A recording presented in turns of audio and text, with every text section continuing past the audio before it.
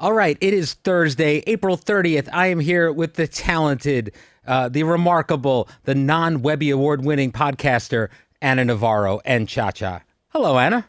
Hi, Brian. How are you? A lot less fakey enthusiastic than you are. Well, this morning. I'm hopped up on Celsius and Starbucks, so this is what I've got going for me. All right, let's jump right in because that's what people want. I hear from them. For Anna Navarro, they want us to just get right in there. They don't want any No of the pleasantries. foreplay, No, nothing. preamble. Wham, bam. Thank you, Anna Navarro.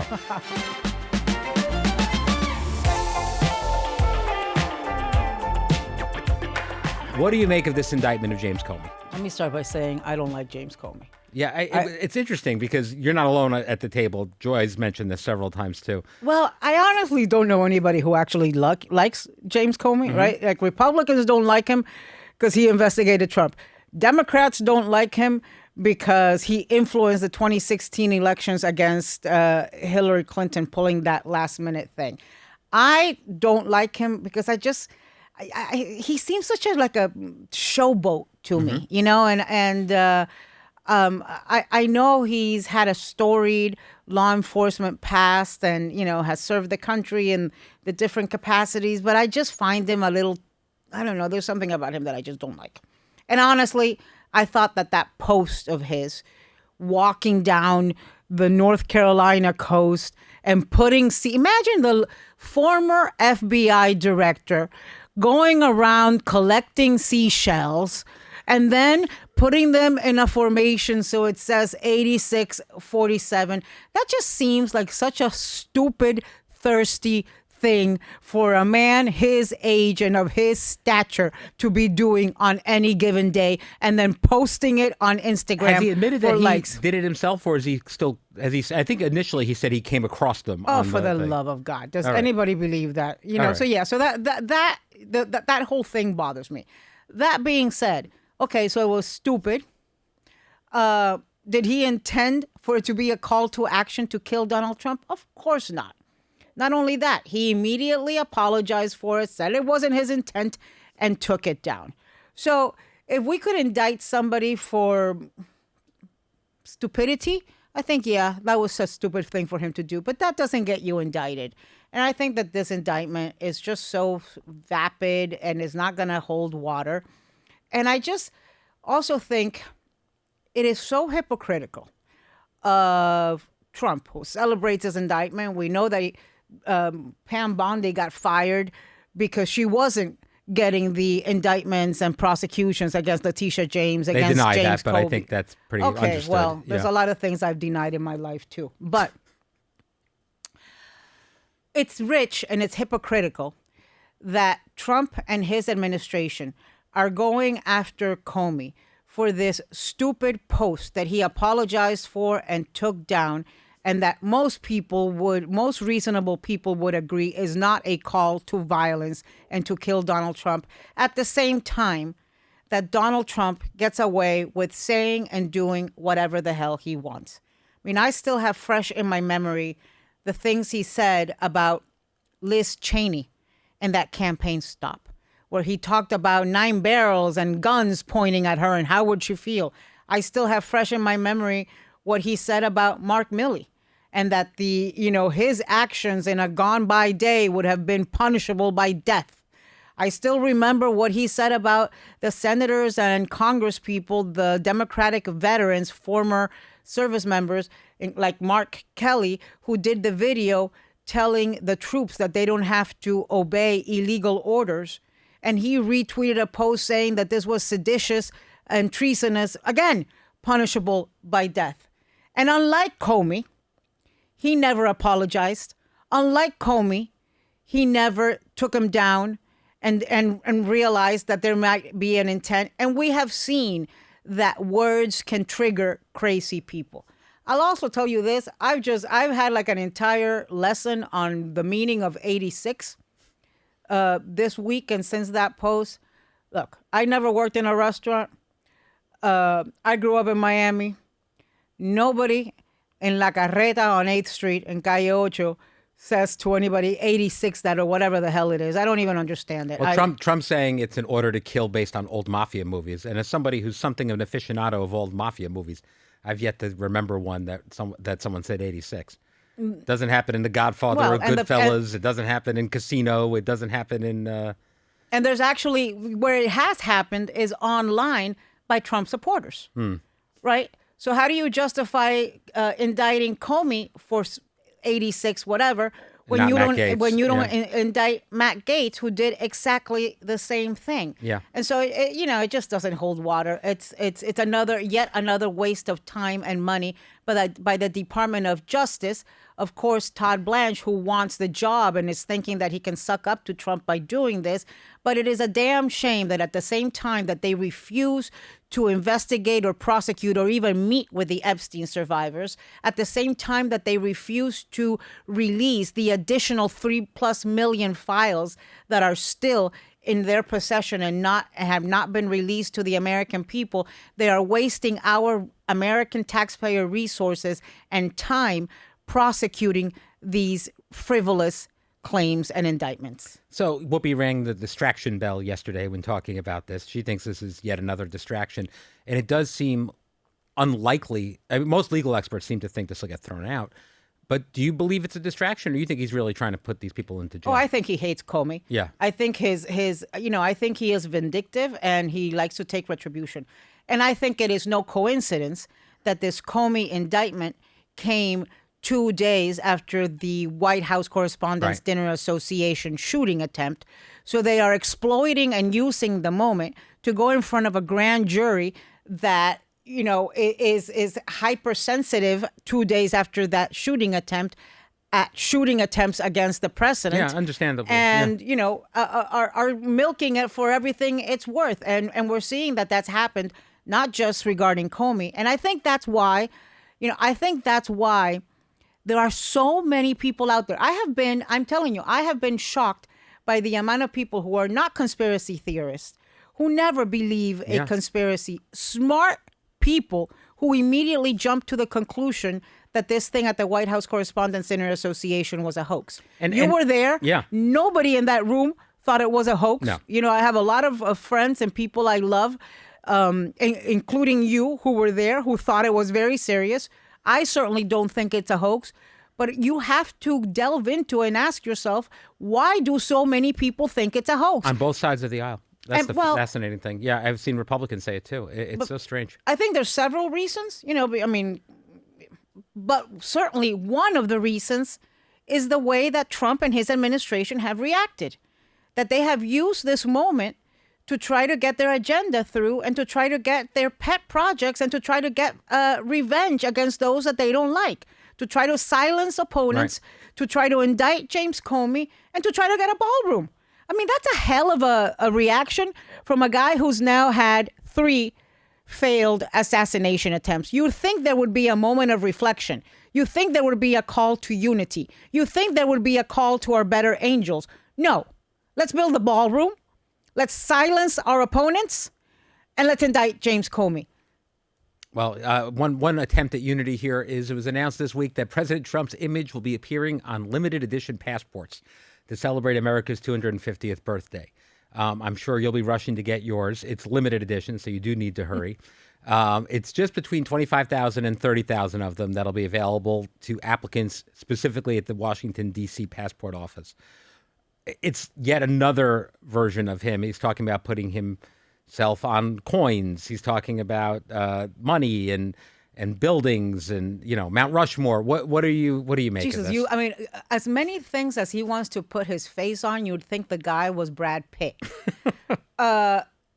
This is just weird. I think this need for recognition and affirmation by Donald Trump, a guy who was born with a silver spoon in his mouth, who's, trust fund baby, this need for recognition. I think he's got some sort of, I sound like Joy now doing psychobabble, but I think, it's the narcissism, but I also think he's got some chip on his shoulder from being his father's and his, growing up under Fred Trump, who, was very successful in his own right and was self-made, something that Donald Trump can never claim to be. But let me just say this as somebody who travels a lot out of the country. People in the world hate Donald Trump. So you're literally better off showing up with a penis growing up out of your forehead than you are with a passport with Donald Trump's picture on it. Do not travel to Europe because they will look at you like if you have leprosy. Do not travel to Latin America, maybe with some few exceptions like Argentina. Venezuela? Because, Venezuela, actually. Yeah. So I cannot think of a worse thing to have in a passport than the picture of a man who is pretty much universally disliked internationally. But it is kind of sick that at almost 80 years old, this guy who has lived his life to put his name on a bunch of failed projects and other things, buildings, hotels, steaks, vodkas. It's what he did in his private life, right? Mm-hmm. And then, and then as president, the passport, the gold coins, federal agency buildings, Trump RX, Trump class battleships, the Kennedy Center, national park passes, Trump gold cards, the visa, the Trump gold visa, stimulus checks, and the most ironic and ridiculous of all, the Trump Institute of Peace. I mean, he's yet to meet a country he doesn't want to bomb. Mm. All right. Well, we'll look out for your Trump passport and see how that goes. But that'll be exciting. All right. This caught my eye. A new survey said that about 6 in 10 U.S. adults say that they actively try to avoid news stories about Trump often or sometimes. Our ratings would disagree with that, I think. But do you support them doing that? What do you think? I mean, I will say when I go home at the end of the day, the last thing I want to do is read more, watch more about what's happening. What about you? But you do, Blanche. You do. Well, I have to for work, but it's not what I look for. You think that if you didn't have this job, you wouldn't be watching? If you didn't have this job, yes. Let's say you were on, I don't know. Well, Letterman doesn't work because, let's say you were, I don't know what, the executive producer of Dancing with the Stars. Yes. Would you be Dare watching? to dream. Yeah. Would you be watching as much news as you do? I don't know. I don't think so. I mean, I really do. Saturday, Sunday, I watch sports. I watch old shows that I like. I try to go out. I want to be intelligent. I want to understand what's happening in the world and be able to have conversations. I don't know when the hell it. You have time to watch all those things you say you watch on Saturday and Sunday, because every time I see your Instagram, you're being dragged around like a puppy to a bunch of different Broadway show events for my children. For your children. No, that's you have true. no life of your own. No, correct. I have no wife of my own. But did I say wife of my own? No, life of my own. Freudian slip. But I definitely I multitask a lot. Is really what's happening. I'm reading my phone. I'm watching TV. So you're like sitting there watching your kids, and you're on your phone watching a game. Well, don't out me. Is that what you're one of those people? Yes. Okay. I mastered a long time ago at the dance competitions. I figured out a move I could do where if my wife's on my right, I can put an AirPod in my left ear and sit and listen without her seeing, as long as I don't turn my head. It's a good move. Well, listen, I'll tell you this. When I'm on vacation, when The View is on hiatus, when I know I'm not going to be on CNN, I try not to watch news. And the problem is though that I try that. Like I was on vacation during the Easter break in Costa Rica, and I'm like, okay, I'm going to disconnect. And truthfully, I did not watch cable news or turn on the news at all. But I was looking online, and I did read the New York Times every day. And then you get sucked back in, right? It's like you want to know that more. Was the week that Melania gave that random weird press conference about I Epstein who, Jeffrey Epstein who, the guy in the pictures with you, woman. But anyways, and so it's like you keep getting sucked back in. So it's like I keep saying to people, you remember how Trump calls Joe Biden Sleepy Joe? Yes. I actually agree with that nickname now, because it was back when I could sleep, right? With Trump, he's tweeting, and the worst thing is he tweets at 4 and 5 and 3 in the morning. So you wake up in the morning, and he could have tweeted out a threat to an entire civilization. No, before I brush my teeth in the morning, I'm reading to catch up on everything I missed when I was asleep for 5 hours. Yeah, I mean, that's the first thing I do. But one thing that I stress to people, because a lot of people tell me that they can't stand the news, that it just has them in But a also, level of distress. you being Anna Navarro, people are excited to run up and tell you the latest, Yes. craziest thing all the time. I mean, I'm sure that's part of being you. Yes, and I was on a plane this week, and I was sitting next to this guy. I didn't know who the hell he was. He was, but we started talking. We started talking when I pulled out one of those sumo oranges out of my bag. You know, they're like the size of Cha-Cha. Yes. They're huge. And the guy just looked at me and said, "That's a huge orange." And so we started talking. Turns out the guy is this incredibly successful businessman, Latino businessman, who I've read about through the years and had never met.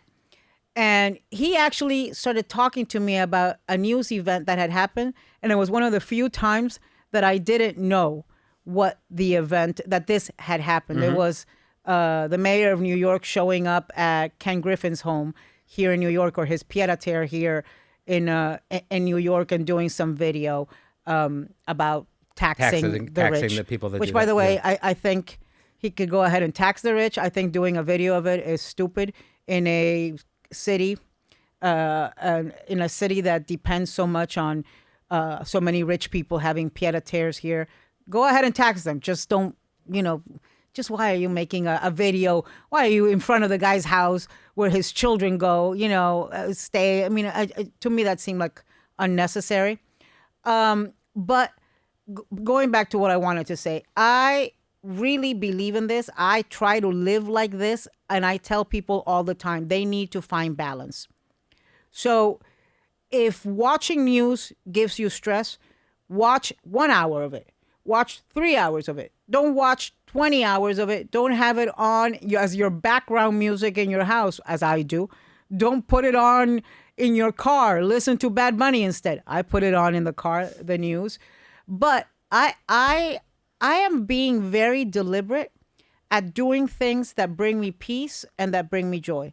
I am going to more concerts and Broadway shows than I have ever been to in my life, because it's one of the few places where you are completely disconnected, right? You can't be sitting at a Broadway show unless it's one of your children's, or you can't be sitting at a, Sheila E. concert or whatever, or Ricky Martin concert and doom scrolling on your phone. And so I'm doing a lot of things like that, playing pickleball, taking baths. I mean, I don't want to electrocute myself in the bathtub. Things that force me to disconnect.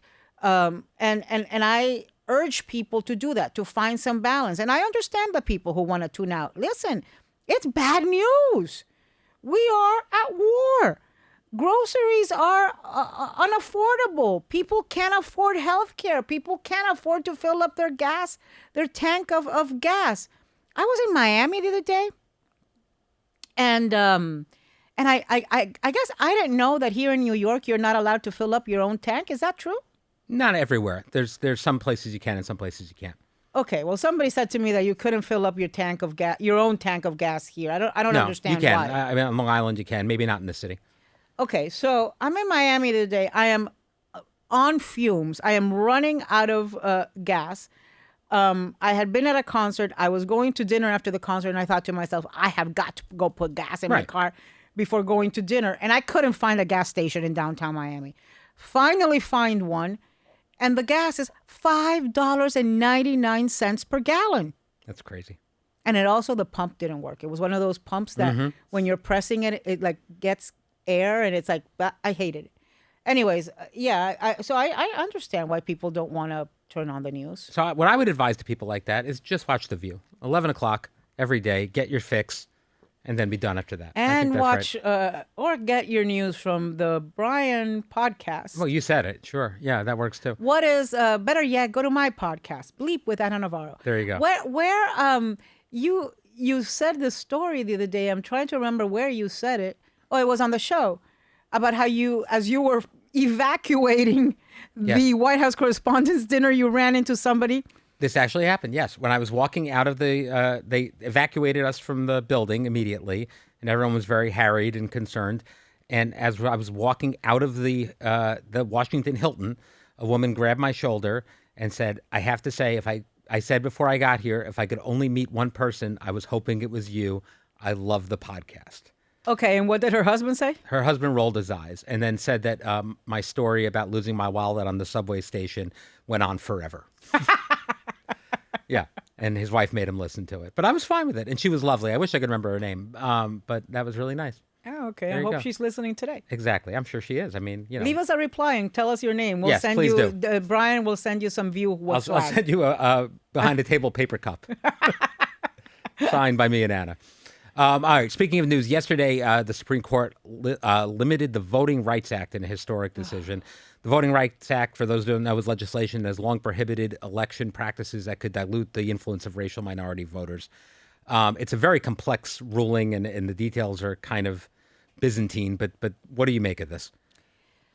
I don't understand why Republicans are so afraid of people voting and why all these efforts to try to curb people's access to voting. Look, I think this is a hot mess. I hate all gerrymandering. I hate gerrymandering for, having, and I think it should all end. And I think we should have a nonpartisan or bipartisan commission of actually experts that draw up the congressional maps, because these congressional maps are ridiculous. But I think that the Republicans started this thing this year, right? It started with Texas. Yeah. And so people understand. Every 10 years, usually on, 1990, 2000, 2010, 2002, every 10 years there is a census. And as a result of those census, and what states have more people, what states have less people, the congressional districts get redrawn. Never do we redraw congressional districts in the middle of a decade like Republicans have started doing in order to give themselves more seats because they are that afraid of losing the House and or Senate. Actually, this only applies to the House and to state legislative seats and things like that. And so what they started is ridiculous because then Democrats started doing it, right? They're like, okay, what's good for the goose is good for the gander. So Texas did it. Then Gavin Newsom did it in California. Then Virginia. And the courts are letting it happen. So now it's kind of in a free. So it's a hot mess, and it's all for political purposes. What I don't understand is how the Supreme Court, thinks it's perfectly okay to draw ridiculous-looking districts for political purposes, but not for racial purposes. And I think a lot of it, and of course, it's the least surprising thing in the world is for Clarence Thomas to vote the way he does and to speak. Did he actually speak on this one? I don't think I heard him on this. Okay, well. Doesn't mean it didn't happen, but. Well, it would be newsworthy if the man uttered a word. But I think I was on CNN last night talking about this, and there were, a couple of white men on the panel talking about how there's no longer racism. And the people of color on the panel, including the host, Sarah Seidner, was saying, no, believe me, there is still racism. So why does it matter? And in Florida, I remember after the 1990 census, there were efforts and lawsuits and stuff to give us Latino districts and to give us black districts. And that's when Carrie Meek got a black woman was elected from Miami. Lincoln Diaz-Balart, one of my closest friends, was elected from Miami as well. One was a Democrat, one was a Republican. Love them both. They're both gone, sadly. And it matters when you have somebody from your community representing you. Doesn't mean that a white person can't represent Hispanics. Doesn't mean that a Hispanic can't represent white people. But it means that when there is an issue involving Cuba, involving Nicaragua, involving Haiti, involving Venezuela, just look at it. What Marco Rubio brings to this, what Lincoln Diaz-Balart brought to it, is different than what somebody who hasn't lived in a community that has experienced that pain brings to it. What Carrie Meek could bring to the discussion of racial issues, what women, why is it so important to have women in Congress? because because they know what it's like to live as a woman, and we simply have different experiences. We have different experiences. Not everybody has the same experience. The experience of a white male in America is very different from the experience I've had in America, or the experience of an African American male in America. A white male has never, probably statistically, never had to go through the experience of seeing car doors lock, or having to talk to their child at 13 and give them the talk about what to do if they get stopped by police.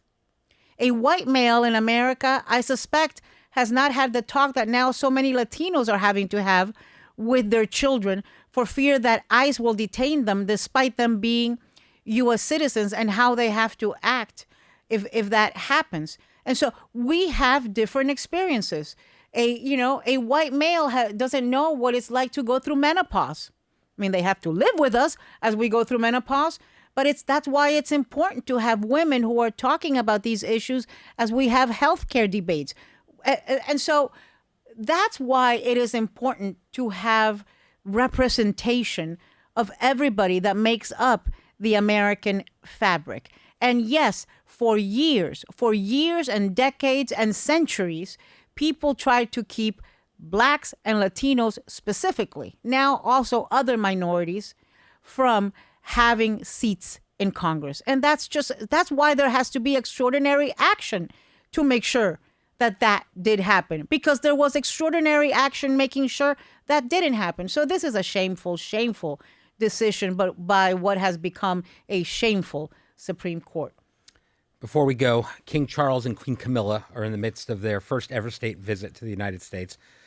What have you thought of the visit? I've thought it's gone rather well. And you know what actually surprised me?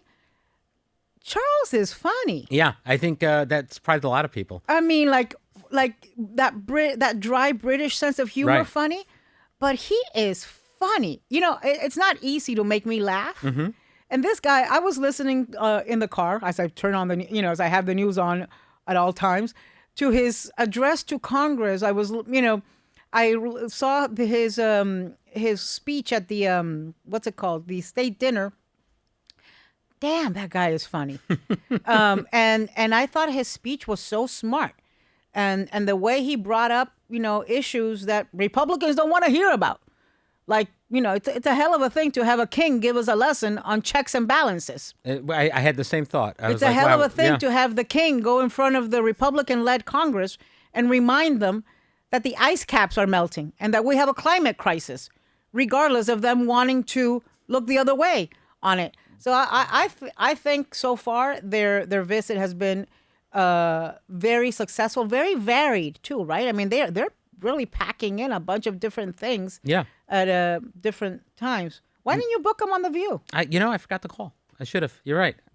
I'm not a royalist. I'm not, No, you've never been one of those people. Yeah. I'm not all caught up on it. But I think this has been a good visit at a time when there's strain because of this Iran war, because of Trump and honestly, tariffs and the things Trump has said about, the prime minister and the Brits not showing up for us when they have died for us.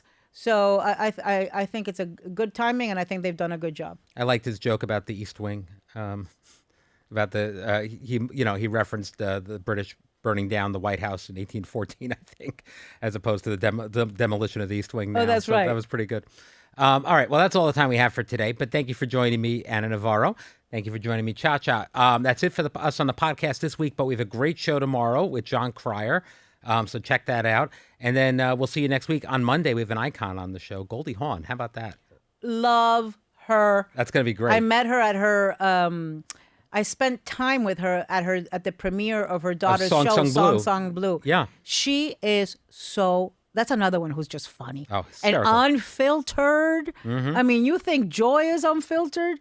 Goldie Hawn, did she ever have a filter? She is just so funny. And she loves her little girl. It's going to be great. I'm excited for it. And we'll see you Oh, then. my God. And she looks so good. She looks great. Yeah. Behind the Table is executive produced by Brian Teta. Supervising producers are Nathan Getty and Summer Shake, with associate producer Emily Darcy and editor Brian Davis. Our director of publicity is Laurie Hogan, and our senior manager of production operation is Enza Dolcenini. From ABC Audio, Trevor Hastings serves as senior producer, with director of podcast programming Josh Cohan.